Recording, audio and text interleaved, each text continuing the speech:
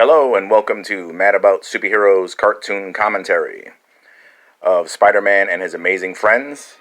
The episode that we are watching is Pawns of the Kingpin.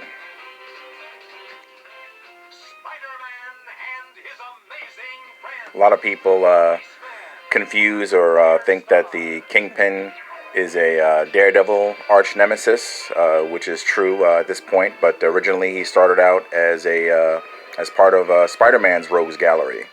He started out as a Spider-Man villain, and Frank Miller, who famously wrote and did the pencils on Daredevil for a long while.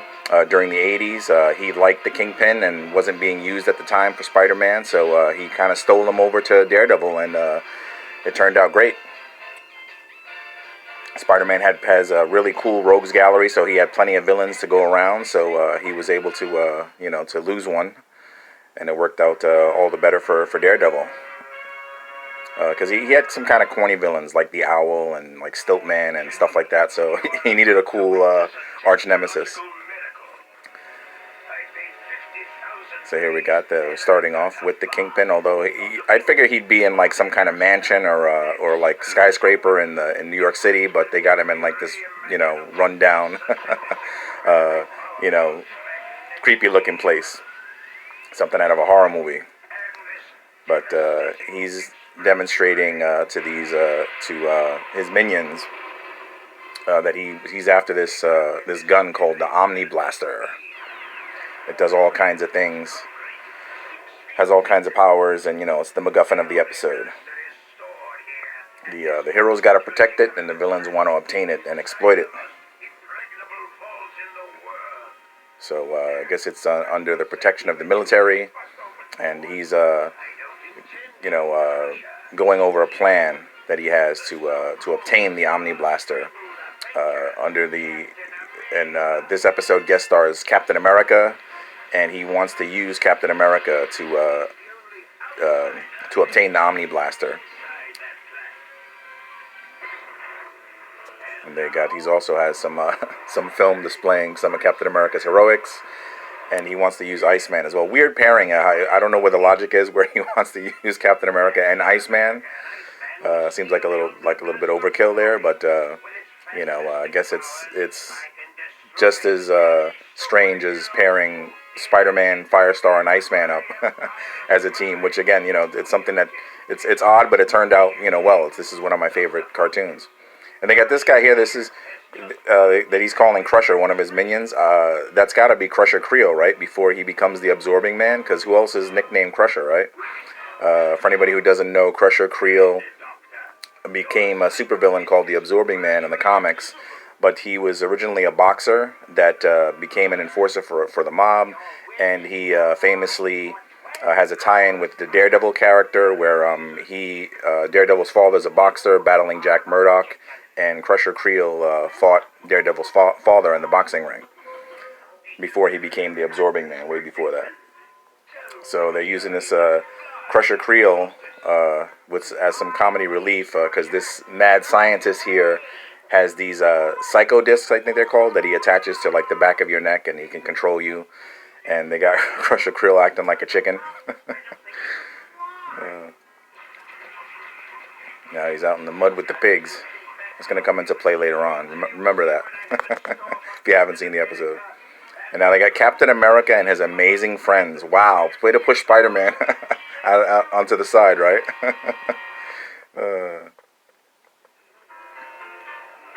So is Captain America going to take over the series? I would have loved a Captain America cartoon in this era, or an Avengers cartoon. They had the Super Friends was on TV for since going back to like the late '60s. So it would have been nice to have some competition there. Competition always breeds creativity, so it would have been cool to have an Avengers cartoon. You got Captain America showing off in this auditorium type setting for some fans, and he's going to introduce his amazing friends. Not Spider-Man and His Amazing Friends, it's Captain America and His Amazing Friends now in the audience. Everybody loves a good show, so the audience is cheering Cap on. I would too. Big Captain America fan.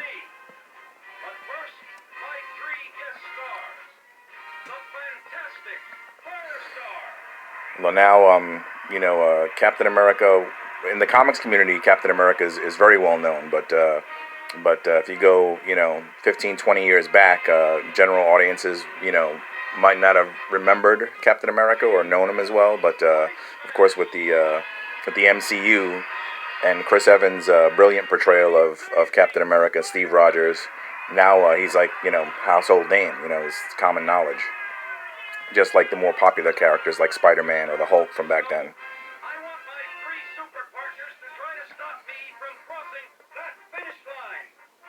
But even this episode where they're introducing, like, if it was Captain America and his amazing friends, it feels very much like a pilot episode where they're introducing the characters here and they're showing off their powers, So that's cool.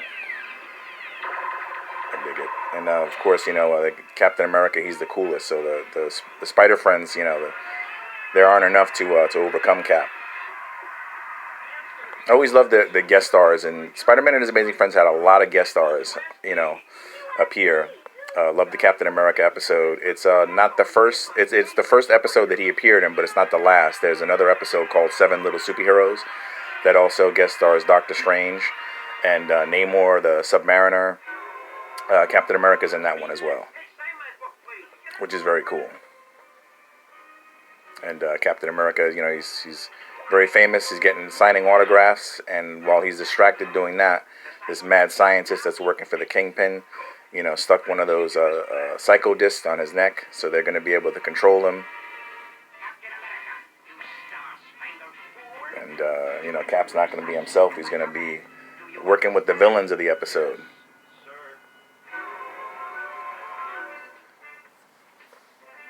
Iceman and Spider-Man and Firestar, they're signing autographs as well.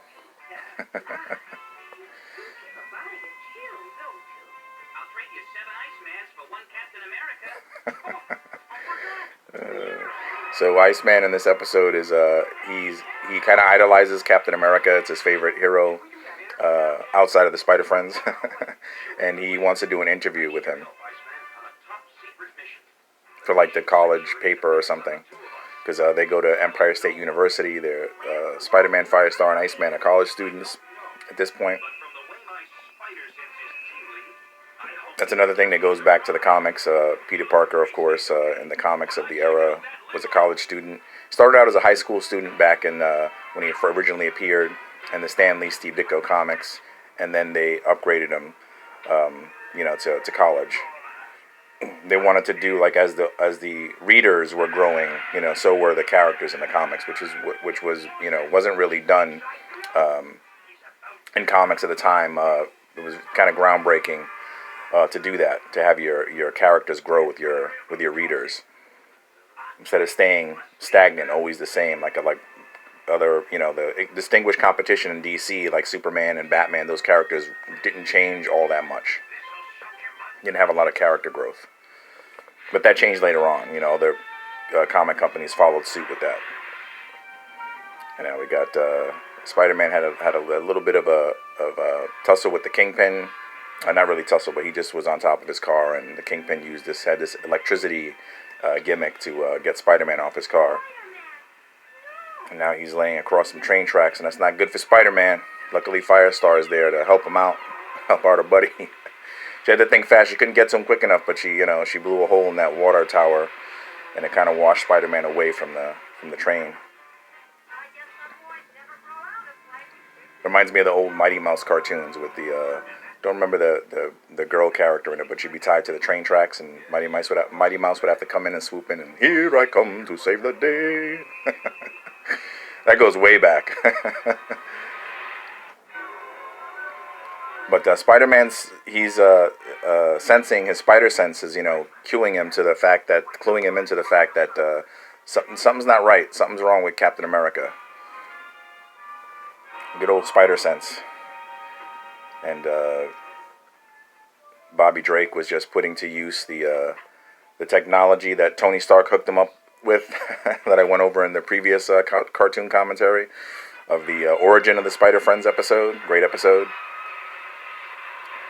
Where where Tony Stark hooked them up with their tech that they have in their room, and they show in almost every episode the room transforms from a normal room into like a crime-fighting lab. So we got now the team up of Iceman and Captain America. That's the cool thing about Marvel Comics too, where characters that don't seem like they go together, they're all in the Marvel Universe, and then you team them up and it's like it's magic. It just works. But and this goes way back to the comics. They followed suit in the cartoons. It just took them so many years later until what Iron Man was 2008, the Iron Man movie, for the films to start doing that. For it to work in the films. It probably seemed like something that wouldn't work, back in the day, but it just took them a really long time to get there where they were able to do it. But going back to the original thing, when the episode started with Crusher Creel, those little Easter eggs, things like that, they were doing in the comic books and in the cartoons, for years. And now people think it's, so it's such an innovative thing, and it's crazy how that works, and and people love it. But it goes back to the very beginning, to the '60s with Marvel Comics, and into the '80s, and people always bring up the '90s cartoons where they tried to do all that, but it goes back even farther than that, to the '80s cartoons as well. And the soldiers can't believe that they're trying to steal the Omni Blaster, and that Captain America is fighting against the military. You can't believe it. And Iceman, it's funny how Iceman just goes along with them. He just believes everything. I guess he's supposed to be in the episode, the way it's written. He's starstruck, and he's I guess pun intended, starstruck with Captain America, and he's just following along with him. Who would believe that Captain America is a traitor? So he's just helping him out, and there's the sought after Omni Blaster.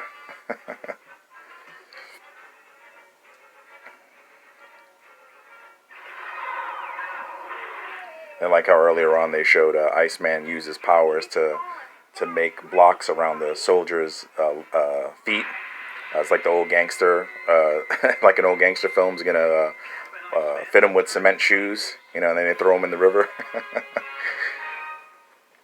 And now Spider-Man and Firestar are also in awe of that Captain America and Iceman are traitors. I don't want to believe it either.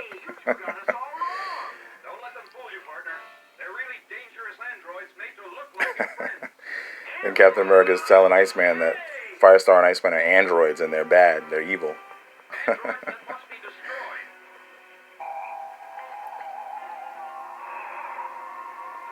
It's funny, again, Iceman just goes along with it. It's like, how long you been working with Firestar and Spider-Man? And you just believe, Cap, that, again, he's supposed to be starstruck, and Cap says he idolizes Captain America, so he's going along with it. Poor Iceman, what a dope. And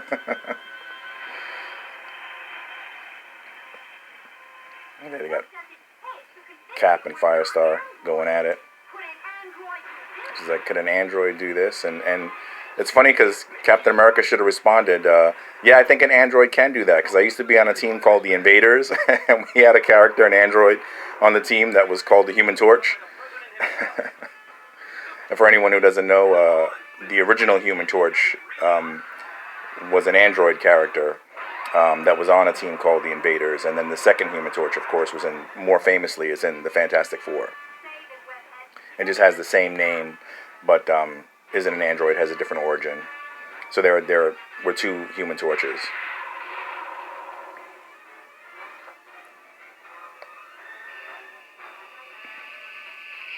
Now, I always love when they would do this, even in the comic books. Love when they do it here in this cartoon series, where they would have the heroes fight each other.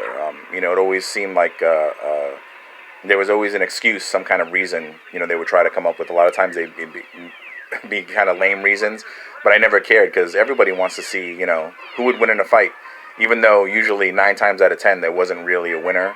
But it's just fun, fun stuff. It's cool to see. And again, with the MCU now, they do that in the MCU as well, where you have two heroes fight each other. I really like in the Avengers, the battle with the Hulk and Thor. That was really cool. So I like stuff like that. It's just fun. Doesn't the reason doesn't matter. You know, I'm a sucker for that kind of stuff.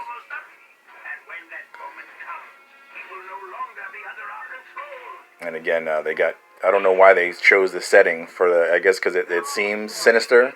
You know, where they got him in that. It looks like a haunted mansion that he's in, more like something out of Scooby Doo. But you know, I always picture the Kingpin to be in you know, more glamorous setting. You know, he's supposed to be rich. And now this mad scientist has turned on the Kingpin, and he's put one of those psycho discs on Kingpin's neck, and wants to control him. He wants to be in control. As always, I like when they do that power struggle. I really love it, like on the Transformers cartoon between Megatron and Starscream. I thought that, you know, that really plays out well there. There's some good moments with that. So I like when they do that, when they have a power struggle between the villains. You know, I dig that.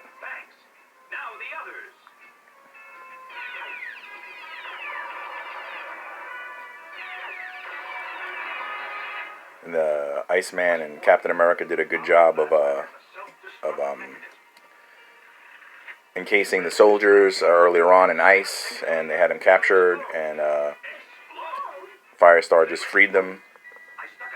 And now it's been revealed through one of the scientists working with the military on the Omni Blaster that there's a self-destruct button on the Omni Blaster. It says black button on top of it. So that's going to come into play later on, of course. And again, Captain America continues to easily manipulate Bobby Drake Iceman. But now Iceman's going to be revealed. And it's funny how they're using these psycho discs to control, like, Captain America and like other people. Why didn't they just use one on Iceman? You know, but you know, I'm not here to poke holes in the plot. just to have fun. The writer of the episode poked enough holes in the plot. So I don't have to, you know, pile onto it. So now this is the reveal. Iceman realizes that Cap's been under the villain's control. They used the Omni Blaster on poor old Iceman. Insult to injury. He just finds out the truth and he gets blasted. And Cap as well.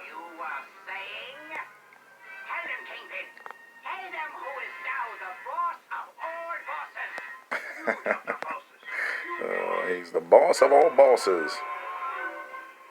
Even though Kingpin's the villain of the episode, don't want to see him like that. Kingpin's got to be the guy in charge. You don't want to see him bow to anybody else, you know. And Firestar and Spider-Man are coming back into play here. They got to help their boy out.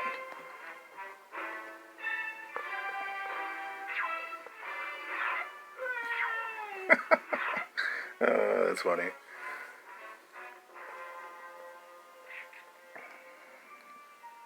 Iceman and Captain America are captured behind bars.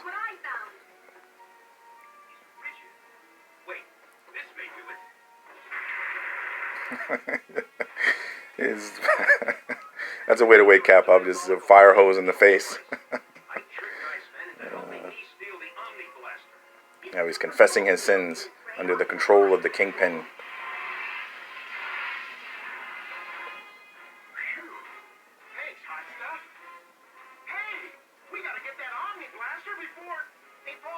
I like how they on these Spider-Man Amazing Friends cartoons, how they would the Spider Friends would constantly bust each other's chops, and they have cute little nicknames for each other, and all part of the fun.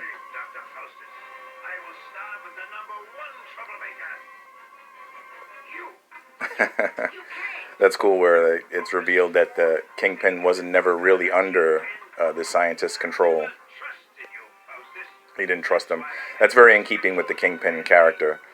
You know, he doesn't trust anybody, and he's always one step ahead. He's very, very, you know, smart, very cunning. And I love that too. The Spider Friends would always say, "Spider Friends, go for it." You know, it's like Avengers Assemble or Titans Together, you know, that kind of thing. Or famously in cartoons of this era, they always had some kind of battle cry, you know, like Yo-Jo or that kind of thing. So, or Masters of the Universe, it was I Have the Power. Now we got the final battle, the showdown.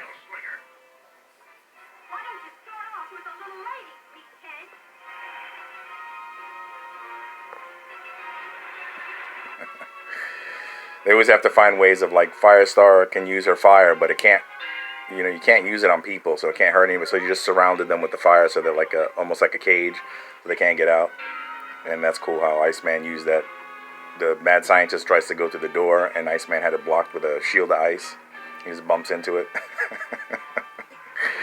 And Spider-Man's taking Captain America's bike. I don't think Cap's insurance covers Spider-Man. I think that could be a problem. There better not be one scratch on that bike when Captain America gets it back. So I don't think Spider-Man can afford to pay it. He's always doing odd jobs to help out Aunt May, like taking photos for the Daily Bugle. Can't afford to fix Cap's bike.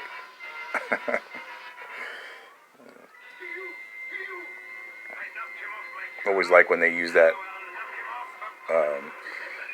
with Spider-Man looking upside down in a window, whether it was a car. In this case, it was the airplane. Very cool.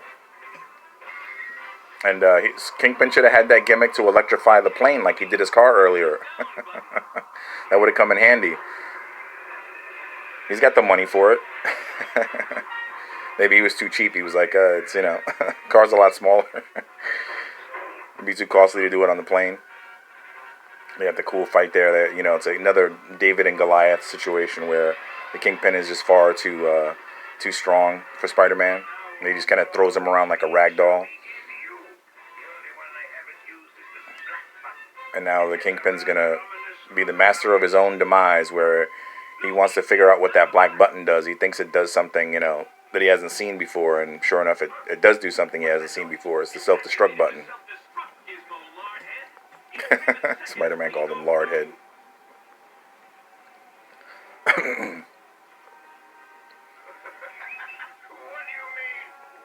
Now Kingpin's taking the only parachute. Taking the plane on a nosedive.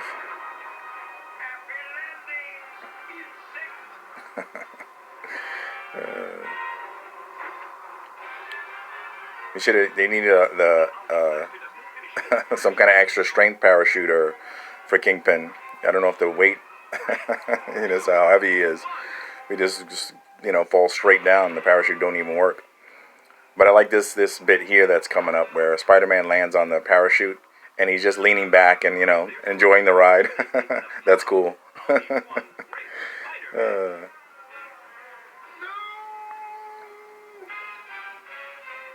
And just like earlier what happened to Crusher Creel, now Kingpin's falling in with the pigs. I think it's kind of a missed opportunity in the new Spider-Man movies with Tom Holland, where if he goes off to college, that they don't at least have a cameo from Bobby Drake and Angelica Jones, where he meets them in the college or something like that. That would be really cool. They don't have to do... I would love if they did a full-on Spider-Man and His Amazing Friends live-action film in the MCU, but I would even just be satisfied with like a brief cameo from those characters. Just a tip of the hat, a nod, that kind of thing. That would be really cool. And now, Iceman was after this interview with Captain America, so he finally gets it at the end. Cap gives him a tape. He says, "Oh, I recorded this for you," and it's like, how did you... Iceman didn't ask him any questions. He has an interview already recorded for him, and Iceman winds up, comically destroying it with his ice powers by accident. And now, just what I was saying about Captain America, how does he conduct this interview without Iceman asking him any questions? And now Iceman is doing an interview with himself as Bobby Drake interviewing Iceman. So basically that's what Captain America would have had to have done too. But whatever, it's, it's silly and it's fun. And I love it.